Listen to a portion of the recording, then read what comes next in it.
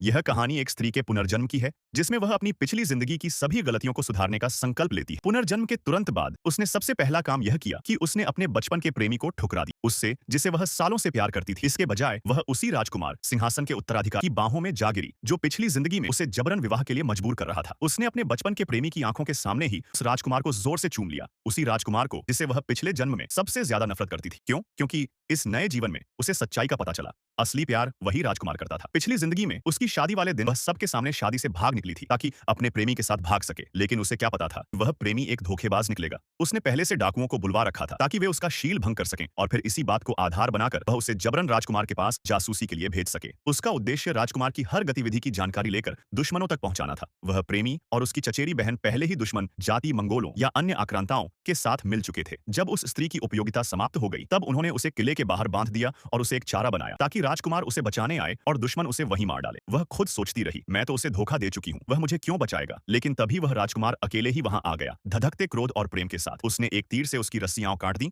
और कहा, मैं तुम्हें घर ले जाने आया हूँ। पर अगले ही क्षण धोखेबाज प्रेमी ने एक तीर से दोनों के दिल भेद दिए। मरते समय उस स्त्री ने पहली बार जाना कि असली प्यार किसने किया था। अगर फिर कभी जीवन मिला, मैं इस बार सही राह चुनूंगी। और तभी जैसे स्वर्ग ने उसे एक और मौका देना चाहा हो, उसकी आंखें फिर खुली। वह फिर से अपने विवाह वाले वस्त्रों में थी।